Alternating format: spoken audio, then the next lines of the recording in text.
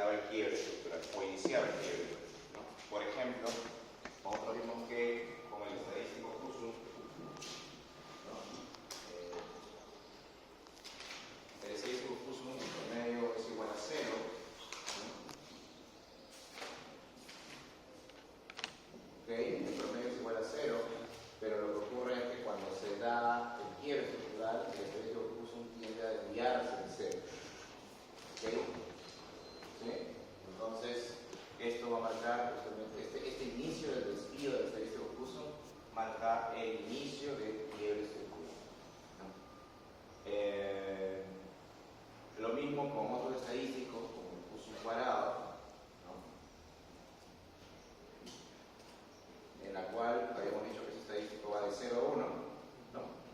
Y que cuando se da el quiebre, esto es así, ¿no? Es un valor que siempre sube, y cuando se da el quiebre siempre pasa esto, ¿sí? Siempre se rompe. Eso versus un escenario, o versus otro escenario donde no hay quiebre, este es cuando hay quiebre estructural, y cuando no hay quiebre, o sea, cuando hay estabilidad, mejor dicho, lo que se da es el comportamiento de acá, ¿no? Y este fluctúa siempre en promedio igual a 0, ¿sí? Mientras que en el caso del Husum cuadrado bajo escenarios de estabilidad, es un valor, es un estadístico que siempre va de 0 a 1 de forma estable. ¿Ya? Muy bien. Lo que vamos a ver hoy día en esta primera parte de la clase, es la construcción de esos estadísticos Husum y Husum cuadrado, ¿ya? A partir de residuo recursivo. Es algo que yo quería mostrar primero de forma empírica, porque se ve mejor la conclusión de lo que buscan estos estadísticos, ¿okay? Y luego lo vamos a ver de forma ya formal, no sé, de una manera formal. ¿Ok? Entonces vamos a empezar planteando esto acá, ¿sí? ¿Ok? Quiero decir el recuerdo. Ya teníamos bien claro en qué consistía el residuo recursivo, ¿cierto? ¿Sí? Decíamos que el residuo recursivo era una especie de error de predicción, ¿no?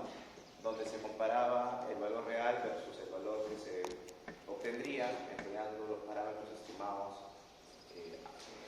hasta la observación anterior, ¿no? Entonces, normalmente eso lo vamos a tratar de la siguiente forma, ¿no? Y utilizando aquí la notación de García, pero voy a utilizar específicamente la sección 6.3.2 de García, ¿ya? Muy bien, entonces vamos a desarrollar todo esto. Vamos a decir sea X tau, ¿okay? Sea X tau, la matriz de variables explicativas que contiene las tau primeras observaciones de las variables explicativas.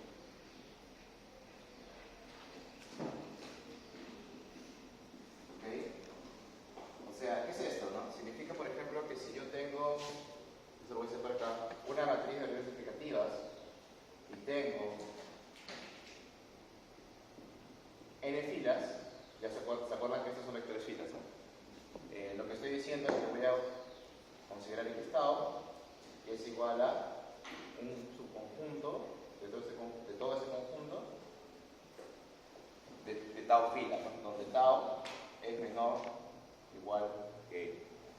¿Ya? Es un subconjunto de todas las observaciones de las reglas explicativas. ¿Okay? Y lo mismo vamos a hacer con unidad tau. Unidad tau es el vector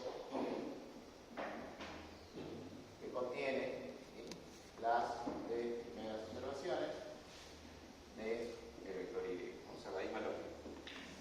Y lo que vamos a hacer es obtener un beta estimado tau, si lo voy a llamar, que se va a obtener a partir de la relación entre este conjunto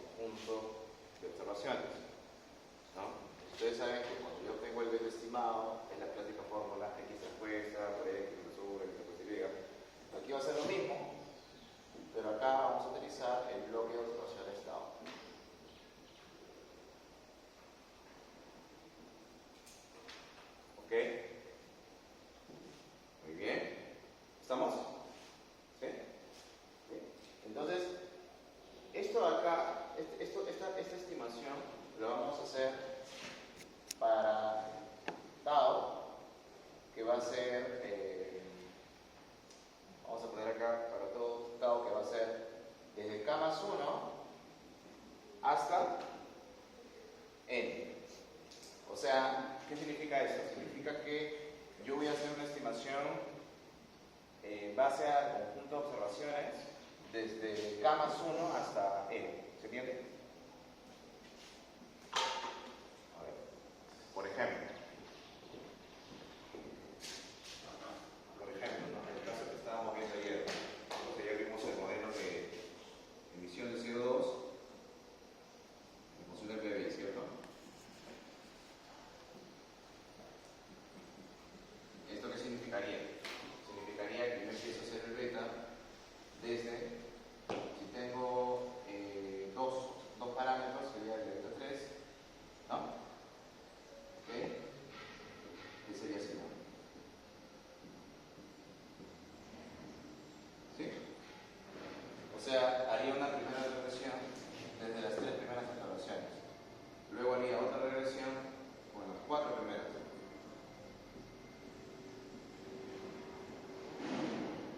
Y así hasta completar toda la muestra, que sería el caso de la regresión normal. O sea, toda la data que vamos a obtener acá.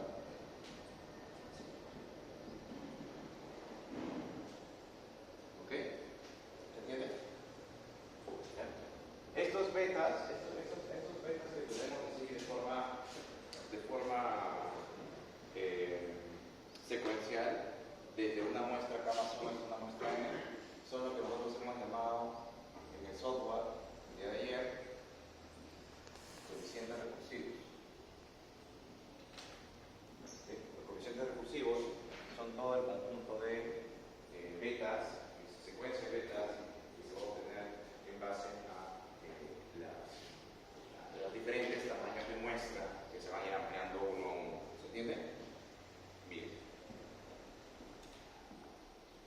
Entonces, eso justamente lo que nos va a permitir es, o sea, esta forma de obtener beta es lo que nos va a permitir justamente identificar a partir de cada observación el comportamiento de beta empieza a cambiar. ¿No?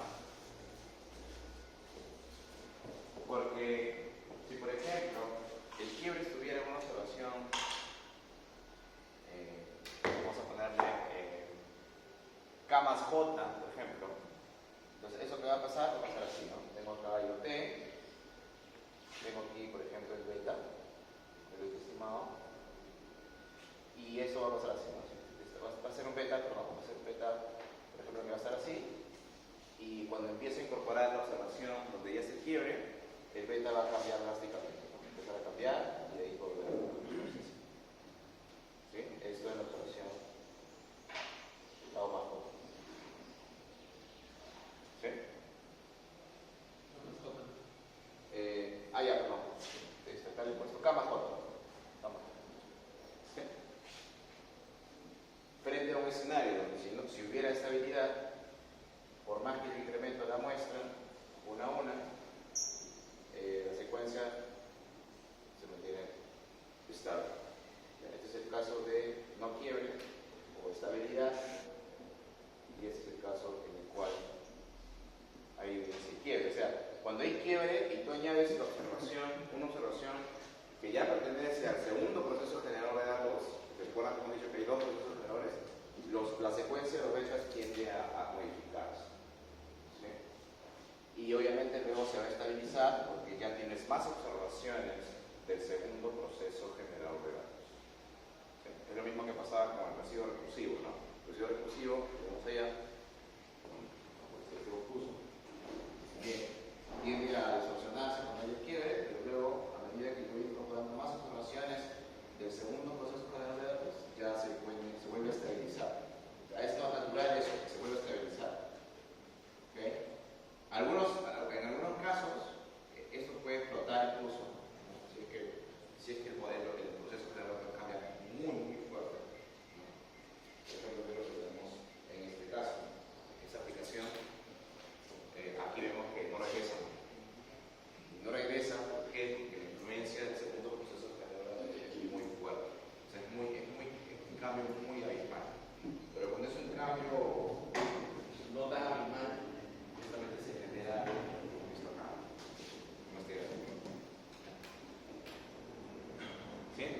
Entonces, esa es la primera parte de los términos de anotación que hace referencia a la manera en la cual se obtienen los coeficientes recursivos. ¿Okay? Muy bien. Entonces, ese es el paso 1, ¿ya? Vamos a poner acá paso 1. Coeficientes recursivos. Muy bien. Lo que vamos a hacer ahora es, vamos a partir de ese vector beta tau, lo que vamos a hacer es obtener una predicción.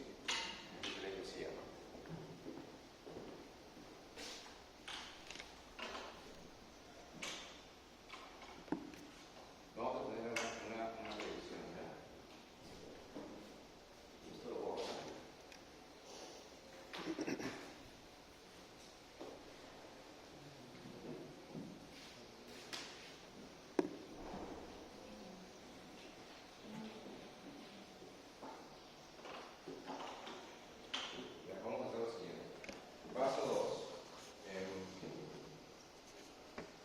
Lo que vamos a hacer ahora es definir lo que se llama un error de predicción.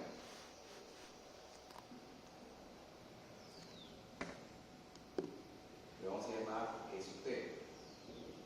¿Okay? ¿Qué cosa es S sub t?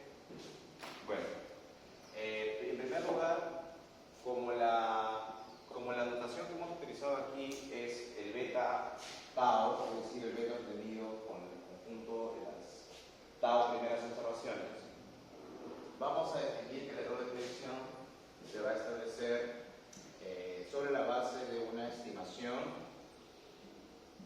de la siguiente observación tau. ¿Ya? O sea, si con tau hice la estimación, la predicción la voy a hacer para la siguiente observación. ¿Okay? Entonces, E tau más 1 se va a definir de la siguiente forma. Se va a definir como la resta de la observación Y tau más 1 menos X tau más 1 multiplicada por beta tau. Beta estimado tau. ¿Ya? Beta estimado. ¿Okay? ¿Qué significa esto? Significa que lo que yo les estaba diciendo de forma reiterada, ¿no? Significa que cuando yo estimo beta tau y asumo que ese beta tau se mantiene para la siguiente observación, utilizo ese beta tau para poder obtener el valor estimado de Y más 1, porque esto acá, no voy a negar que esto acá es Y tau más 1 estimado, y lo que va a comparar Y tau más 1 al real menos el valor estimado. Por eso que esto se llama como error de predicción. Es lo que te equivocas al predecir Y tau más 1 empleando beta tau. ¿Sí? ¿Entiendes? Entonces se llama error de predicción, no que te equivocaste prediciendo. Es como que tuvieras una bolita de cristal hasta beta tau y te aventuras a proyectar la observación siguiente y luego comparas lo que te equivocaste, lo real contra lo que proyectaste. ¿Ya? Muy bien. Muy bien. Y como dato adicional, bueno, lo que vamos a decir acá es lo siguiente. Vamos a tener que el valor esperado de E tau más 1, o sea, el error de predicción, es igual a 0.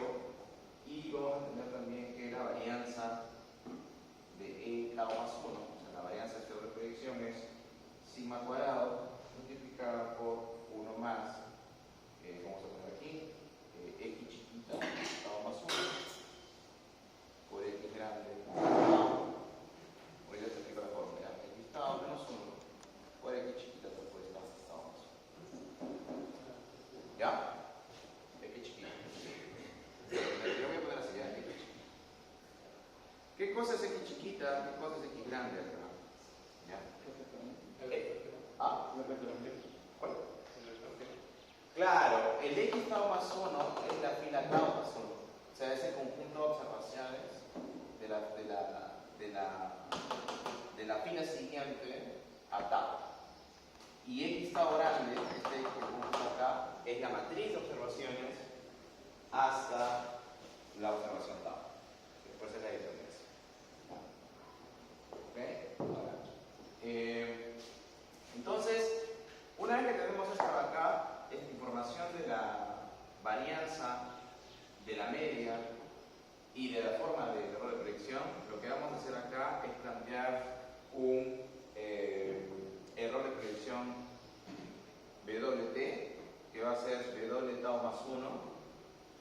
a ser igual a esto, ¿ya? Va a ser igual a e tau más 1 menos su media dividido entre la raíz cuadrada de la varianza. Ya, e tau más 1. ¿Qué estoy haciendo allí? ¿Cómo se llama ese ejercicio? ¿Cómo se llama ese ejercicio? Eso estoy haciendo acá. Se le llama una estandarización. Correcto, una estandarización. Muy bien. Ahora, bajo condiciones de que beta tau es normal, ¿ya? Si beta tau tiene distribución normal, perdón, lo que vamos a obtener es que este estadístico tiene una distribución con media cero y varianza unitaria. Ya, bajo condiciones de que beta tau tiene distribución normal. Muy bien. Muy bien, seguimos entonces por acá. Eso lo puedo a la derecha.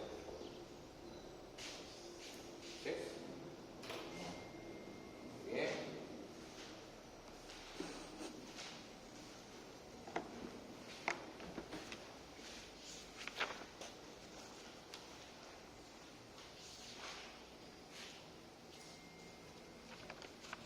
Muy bien. Ahora, nosotros podríamos aquí hacer lo siguiente, ¿ya? Podríamos también plantear esto. Podríamos plantear la forma alternativa que WT, o sea, en lugar de definirlo de esta forma, ¿ya? Yo también podría plantear esto, ¿ya? Podría decir, el doble tau más 1, en lugar que sea eso, puede decir que es lo siguiente. Mira, e tau más 1 menos la media de e tau más 1 sobre, y en lugar de dividirlo entre la raíz cuadrada de toda la varianza, yo lo voy a dividir únicamente entre esto, mira, entre 1 más x tau más 1 chiquita por x tau transpuesta x tau multiplicada por x tau más 1 transpuesta. Yo le pregunto, en este caso, ¿cuánto? La distribución normal que media tiene 0, pero la varianza es 1. La varianza es sigma cuadrada. O sea, con esa notación, que justamente es la que está aquí en la pizarra, en la proyección, nosotros vamos a utilizar el estadístico tau. O sea, ese estadístico P doble, este doble tau más 1, ¿ya? Es el que vamos a considerar para obtener los estadísticos Q sum. ¿Ok? Muy bien.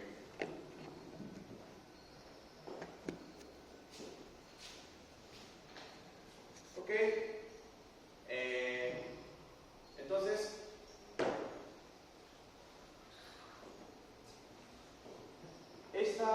este doble tau, bajo condiciones de estabilidad, debería oscilar alrededor de 0, ¿no? Debería oscilar alrededor de 0, bajo condiciones de estabilidad. Y en condiciones de no estabilidad, o sea, de quiebre cultural, este doble tau más 1 debería cambiar fuertemente, ¿no? Porque claro, está influenciado directamente por el valor o la magnitud del error de proyección, ¿no? ¿Qué ocurre con el error de proyección cuando cambiamos al otro, cuando la observación pertenece al segundo proceso generador de datos? El error de proyección ya empieza a incrementarse, ¿no? Entonces esa misma distorsión, ese incremento, también se va a ver en W tau más 1, ¿no? Porque finalmente es el valor estandarizado, nada más. ¿Sí? Entonces eso es lo que ustedes van a ver, eso es lo que hemos llamado como la prueba de, bueno, no prueba, sino la gráfica de coeficiente recursivo, que vimos el día de ayer, el primer test de trabajo. Bien, ahora lo que vamos a hacer como tercer paso, o cuarto, perdón, estamos en el número 4, es plantear el estadístico Q sum.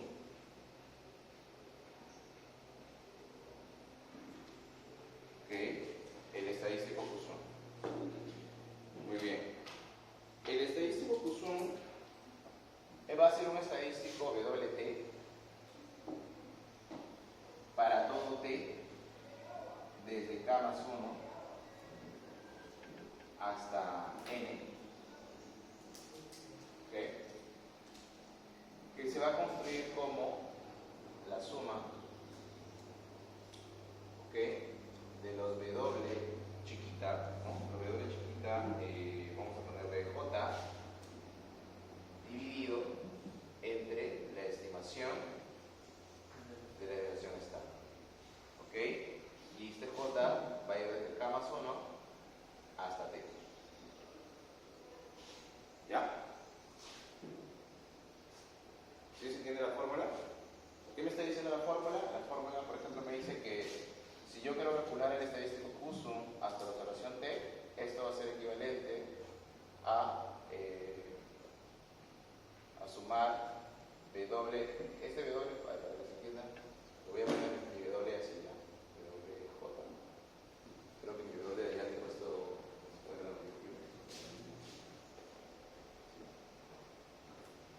y acá también, para que se diferencie de mi W mayúscula, porque yo no soy tan. Muy bien. W K más 1 entonces, estandarizado, más W chiquita K más 2, estandarizado, y así hasta W T estandarizado. Es una acumulación de, ¿no? Es una suma de los errores de predicción estandarizados, ¿no? Claro, porque el error de predicción de W chiquita T tiene varianza sigma cuadrado, ¿no? Entonces si yo divido cada uno de ellos entre esa varianza, ya tendría el estandarizado. ¿Sí? ¿Ok? Es más, si queremos decir sintonía de eso con esto, por si acaso, pero eso voy a ponerlo así. ¿Ya? Muy bien. Sería hasta N, ¿no? ¿Cómo? Sería hasta N. Hasta N. Claro, claro, este W, como está aquí, se puede calcular desde K más 1 hasta N. ¿Sí? Así es. Muy bien. Ok. Bueno, voy a ponerles aquí también la fórmula de sigma. La sigma estimada.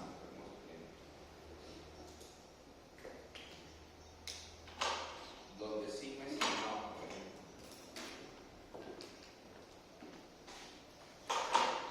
Donde sigma estimado es igual, ¿ya?, a lo siguiente, ¿ya? Es igual a la suma de W T, o WJ, perdón, menos la media de W elevado al cuadrado dividido entre T menos K, bueno, N, entre N menos K menos 1, ¿ya? Donde esta suma va desde J igual, K más 1 hasta N, ¿ok? Y esto es la raíz cuadrada, ¿ya? O sea, es como si fuera una estimación muestral de la desviación estándar de nuestro amigo B2, de doble chiquito. ¿Sí? Bien. Ok, ahora, este estadístico de aquí, en promedio, ¿cuánto debería ser? ¿Qué dice? En promedio, ¿cuánto, si yo les preguntara en el examen, cuánto es el valor esperado de WT? ¿Cuánto me dirían que es?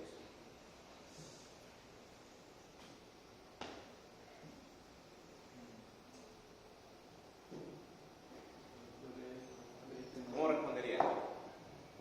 Por 5 puntos en el final. Lo demuestre. ¿Lo harían o no? ¿Y cómo? Mira, ya ves, te diste cuenta, el usar mucha nomenclatura te está mareando. Pero date cuenta de algo. En todo momento, W chiquita recoge las propiedades de quién? De él. Lo que significa que si yo calculo el valor esperado de W, equivale esto a calcular, ¿no? ¿Y esto cuánto vale? Vale 0. Con lo cual, el valor esperado de WT Qsum es 0 también. Obviamente, esto bajo condiciones de estabilidad. O sea, condiciones de que no hay quiebres. Condiciones de estabilidad en el valor de predicción en MLC. Muy bien.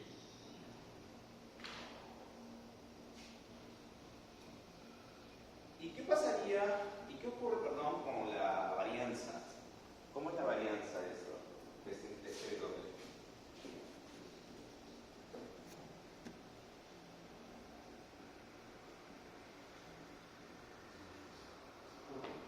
¿Ah? A ver, si yo les digo, ¿cuál es la varianza de él? Nada más. Es un valor estandarizado. 1, ¿no? Es el como puesto por allá. ¿No? ¿Sí? 1. El del siguiente, 1. ¿No? Y además son incorrelacionados los dados. Dentro de los errores de predicción podemos mostrar que están incorrelacionados. Entonces la varianza que es igual sigma cuadrado por t menos k. ¿No? Porque ¿cuántos hay de aquí a acá? Por ejemplo, de aquí a acá, ¿cuántos hay? Mira, hay 2, ¿cierto? Si yo te pidiera calcula, por decirte algo, la varianza de WK más 2, ¿tú qué dirías? Dirías, esta es la varianza de W chiquita K más 1 más de W chiquita K más 2, ¿no? ¿Verdad? ¿Y esto que es igual? ¿No? O lo que es lo mismo, bueno, 2 por 2, bueno, 2K, ¿por qué? Porque esto, ¿cómo se calcula? Se calcula como 1 más 1, ¿cierto? La varianza de cada elemento, que es estandarizado. ¿No? Entonces, ¿cuántos elementos hay de aquí a acá? ¿No? ¿Se entiende? O sea, la regla cuál es, ¿no? ¿Cuántos elementos hay de K más 2 a K más 1? Esto menos esto más 1, ¿no? O sea, K más 2 menos K menos K más 1, 1 más 1. Entonces, desde K más 1 hasta T sería T menos K menos 1 más 1. T menos K. O sea, la varianza de nuestro amigo Qsum, nuestro estadístico Qsum, es T menos K. ¿Bien? ¿Todos? ¿Sí? Lo que significa que si yo diseñara banda de confianza para la esperanza de Qsum, ¿no? Si se dan cuenta que aquí yo puedo diseñar bandas de confianza para cada observación, ¿cierto? Porque ese estadístico cambia para cada valor del t. A ver, vamos a aterrizarlo esto.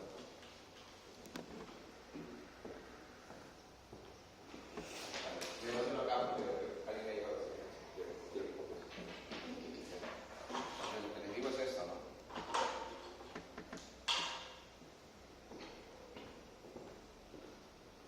Vamos a ver. Si yo quiero encontrar la distribución de K de Qsum en K más 1, ¿cuál es la media de Qsum en K más 1?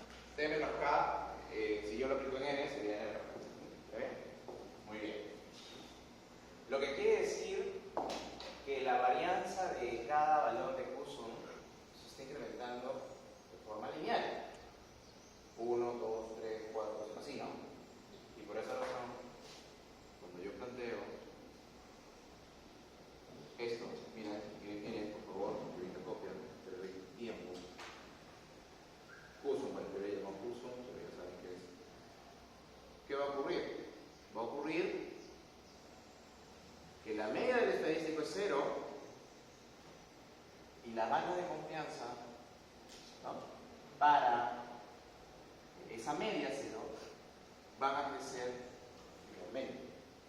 ¿Verdad? Así. Hacer así. Aspecto que justamente lo que vemos acá. ¿No? Ahí está la razón por la cual el estadístico puso que tiene esas faltas de confianza lineales. Esa es la razón. ¿Sí? ¿Entendió? Entonces, bajo condiciones de estabilidad, lo que tendría que pasar es que el estadístico puso un incremento de su varianza. O sea, en esta podría pasar esto, ¿no? Podría pasar que el valor del estadístico es así. Pero lo que no tiene que pasar es que ese estadístico rompa la banda. Porque si rompe la banda es porque obviamente aquí hay un valor anómalo, un valor que está generando que el valor del estadístico cambie drásticamente. Y eso es evidencia de quiebre estructural. ¿Bien? O sea, en condiciones estables, el estadístico Poisson siempre debería estar fluctuando alrededor de cero. Pero en condiciones de quiebre estructural, el estadístico Poisson se aleja de la medida de cero, evidenciando presencia de quiebre estructural. ¿Está bien? ¿Sí? Bueno, copio así. Luego de esto vamos a construir ahora el estadístico Poisson cuadrado. Ahora, lo único detalle de repente que falta precisar acá es el tema de por qué para distintos valores críticos o distintos niveles de significancia cambia. Ese ya el detalle no lo voy a presentar, solamente lo voy a dejar acomodado.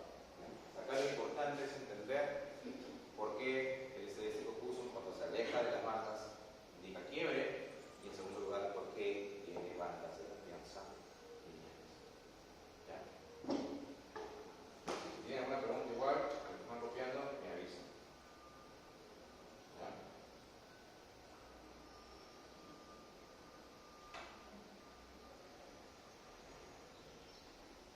Ahora, sin perjuicio de que les he dado la lectura de Federico Castro, igual yo les recomiendo también leer el libro de García. El libro de García es lo mismo que yo que estoy haciendo ahorita. Y lo van a poder leer miles de veces y van a entender cómo podemos. También pueden revisar el libro de los capítulos de García. Creo que esa varianza de ahí es conocida. No, esta varianza no es conocida, por eso lo que hacemos acá es utilizar un estimado integrado.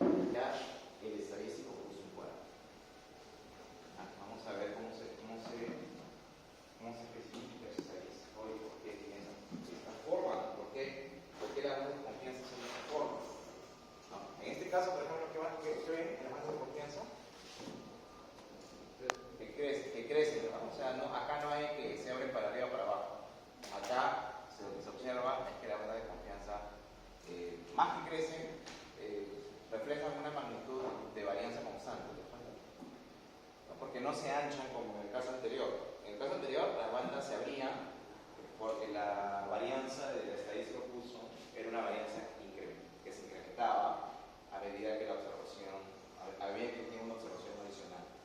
¿Sí?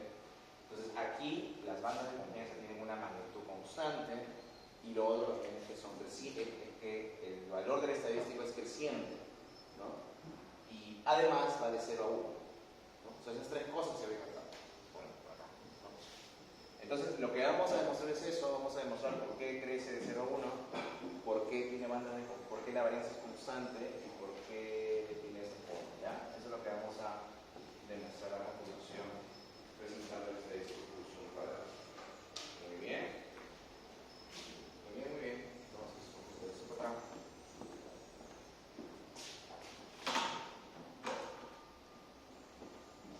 Ok, presentemos entonces el Poisson cuadrado.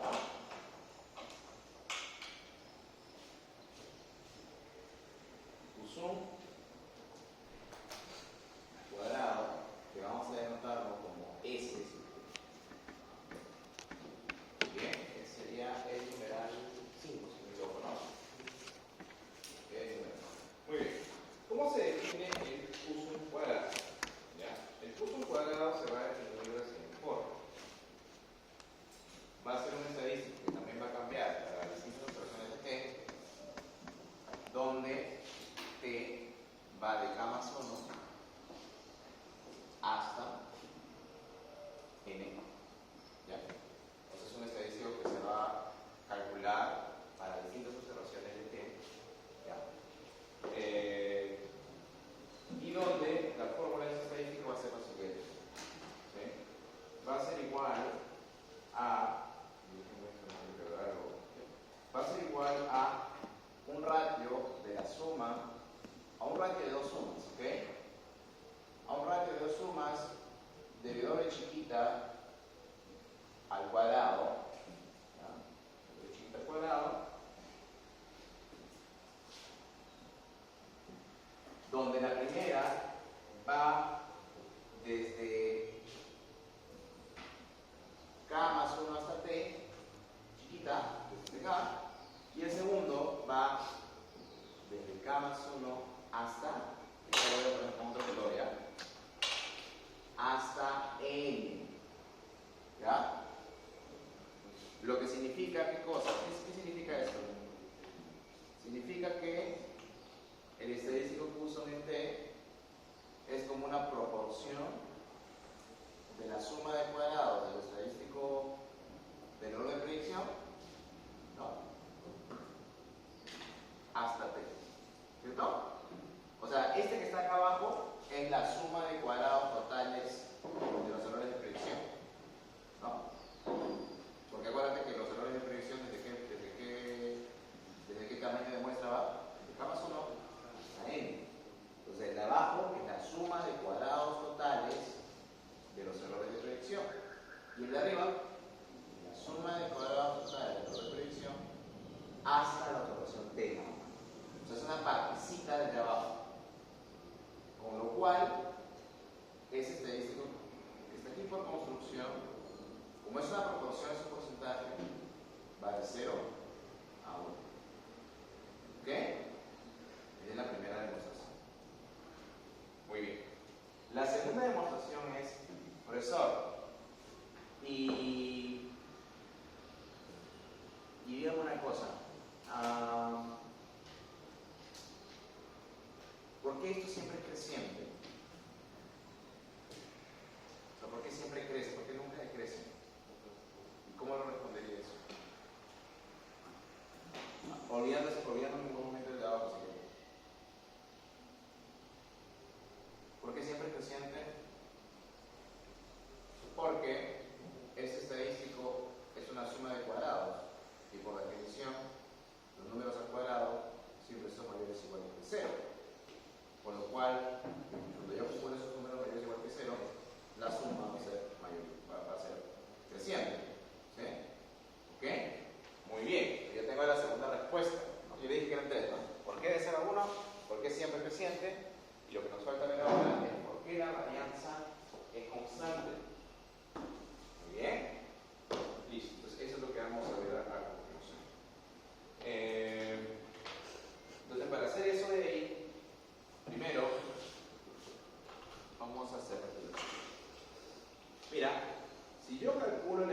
esperanza de ST. Eso que es igual, primero, vamos a ver. Vamos a poner aquí un ejemplo, ¿ya? Para que veamos esto. Supongamos que yo quiero calcular S su 6, por decirte algo. Resulta que sería igual a W1 al cuadrado. Bueno, si K es igual a 2, ¿no? Sería W3 al cuadrado, W4 al cuadrado, W5 al cuadrado y W6 al cuadrado, ¿cierto? Y el de abajo, supongamos que la data es de 100 datos, por decirte algo. El de abajo sería la suma de W desde 3 hasta 100, por ejemplo, al cuadrado, ¿no? Entonces, si yo te pido la esperanza de ese 6, esto es igual a esto, mira.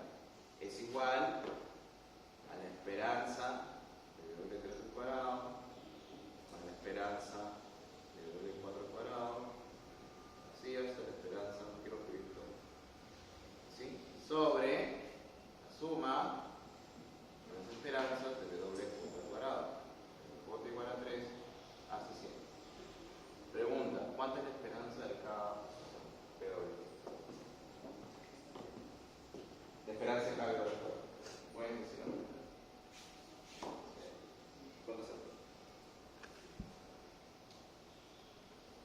Y nuevamente se perdieron en la sofisticación de la especificación. Tienen que ir a lo básico. El error de predicción. ¿Cuál es su varianza? Sigma al cuadrado. ¿Y su media? Es 0. Entonces el valor de la esperanza del error al cuadrado, ¿quién es? Ahí es lo básico, ¿eh? Es estadística pura. ¿Sí?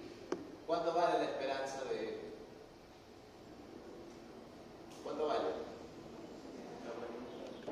¿Sí o no? Porque recuerda que la varianza, la varianza de esto, ¿qué es? Y esto vale 0. Pero lo cual significa que esto que está arriba es sigma cuadrado multiplicada por, bueno, en este caso 6, sería 6 menos 3, ¿no? Más o menos, 6 menos 3 más 1, ¿no? ¿Cierto? Pues son 3, 4, 5, 6 son 4. Ahí está. Y el de abajo, sigma cuadrado por 100 menos 3 más 1. Con lo cual, de forma general, puedo decir que esta esperanza es, vamos a poner así, ¿no? Aproximadamente igual, no es igual, a D menos K sobre N. Lo que significa que en condiciones de estabilidad, ¿no? Porque recuerden que este valor esperado que estábamos trabajando hace un rato es las condiciones de estabilidad, ¿no? Hablábamos de la esperanza 0, puso una esperanza igual a 0. En condiciones de estabilidad, ese estadístico ¿cómo crece? De forma lineal. O sea, en condiciones de estabilidad, ese estadístico crece de forma lineal. Justamente lo que es acá. ¿No? ¿Bien? Pues ahí está incluso la demostración exacta de por qué esto crece siempre. ¿Sí? ¿Y por qué crece linealmente? Porque crece en qué proporción, en medida que T se incrementa, bueno, en la medida que T se incrementa, el estadístico crece de forma lineal. No, pues crece de 1 a 1, ¿no? ¿Está bien? Bien. Lo único que me faltaría aquí es hablar de la varianza. ¿Sí?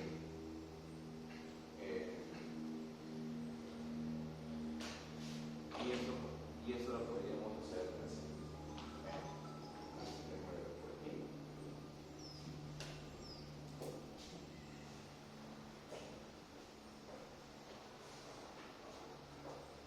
Bueno, no hay una demostración concreta aquí en el libro sobre el valor de la varianza. Déjenme ver si está en Johnson mirando. Lo vemos.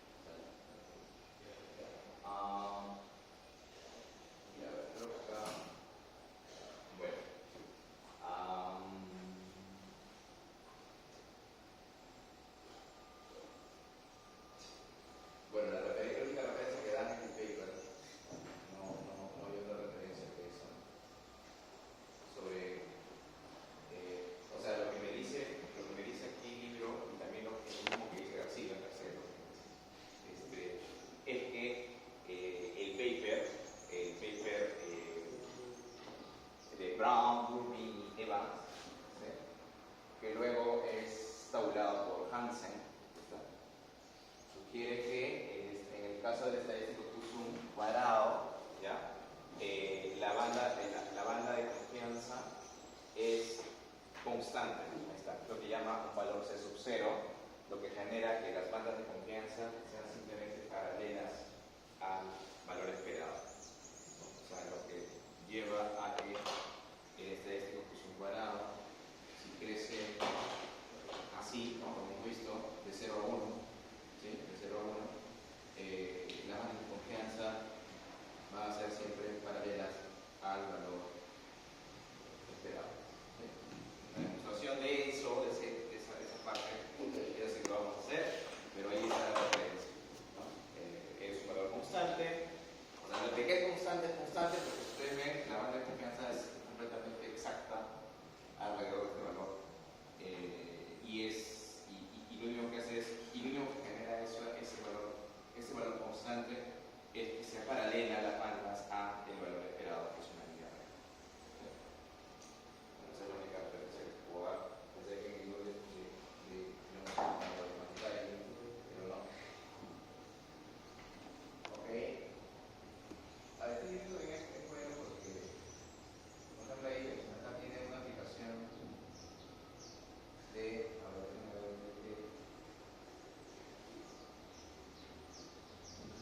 es de el precio de la gasolina, ¿no? Esta que tiene el precio de la gasolina como variable, perdón, el consumo de gasolina como variable dependiente y como variables explicativas el precio y el ingreso, ¿no? O sea, está tratando de estimar una curva de demanda de la gasolina. ¿Sí? Y bueno, si miramos los datos, entre el año 60 al año 72, lo que tenemos acá es que es lo siguiente, tenemos que el precio de la gasolina cayó, ¿no? Ahí está. ¿Ven? El precio de la gasolina ha caído, el ingreso también ha subido, ¿no? Y acá tenemos el consumo de gasolina.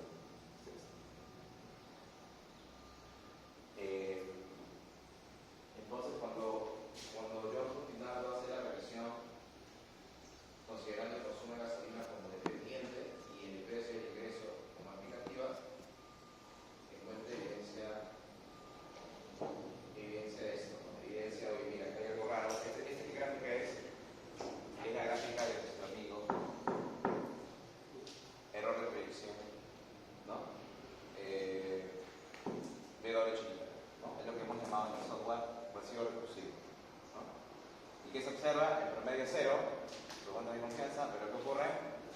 En el año más o menos 68, 69, sube, ¿no?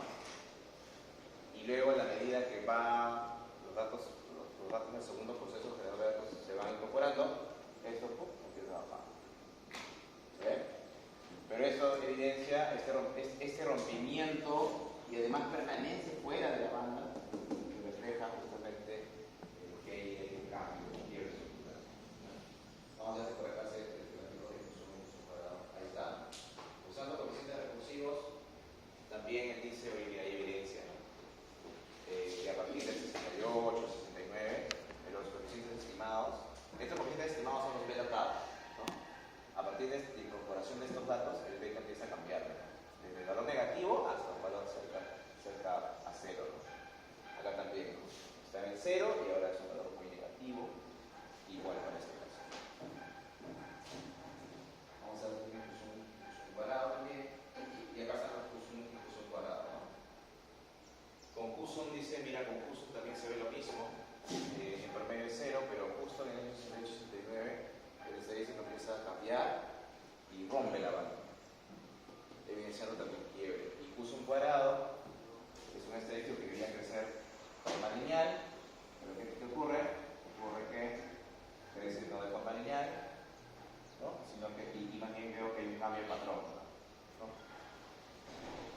¿Dónde ocurre el cambio de patrón? En 68. Ahora, ustedes se preguntarán por qué el estadístico Q-sum tiene esa forma media rara, que es como una wincha doblada, ¿no? Es como que tú estiras una wincha, ¿no? Y sigue el no, medio, y ese se quiebra.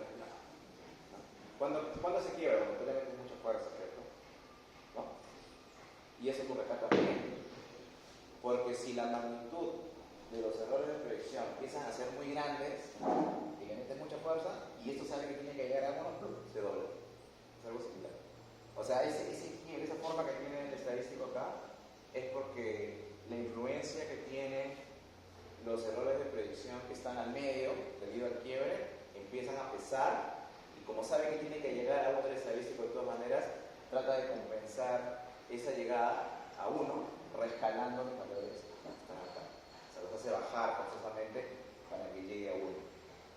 ¿Sí? Por eso decía que es como una wincha, de ejemplo más claro que igual. Entonces, mucha fuerza y hace que se doble, ¿no? Te tienes que llegar allá, pero y se dobla por la fuerza que hay. Y ese impulso generado por los errores, por el cambio, por el quiebre estructural. Igual acá, ¿no? Ese rompimiento se da, miren, se da también en las mismas fechas, ¿no? 68, 69.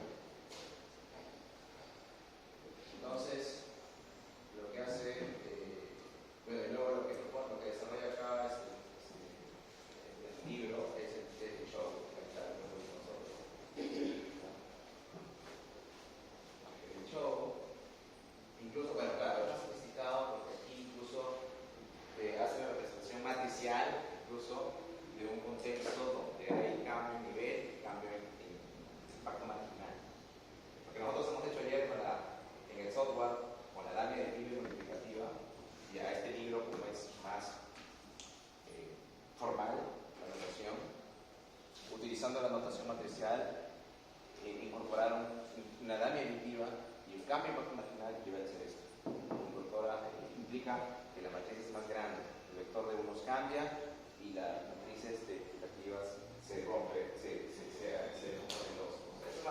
Eso ya no lo he hecho, pero igual está en la referencia de la PPT, ahí está la versión. Y bueno, pero es lo mismo que nosotros hemos trabajado, exactamente lo mismo, se lee, y acá debería haber un ejemplo.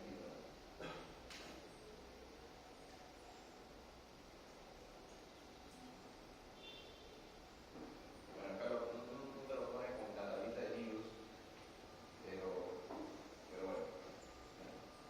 Bueno, ahí está la referencia, ¿sí? También pueden revisar, ya cuando tengan tiempo, después de uso de libre uso. Bien. Pues ya lo hemos visto.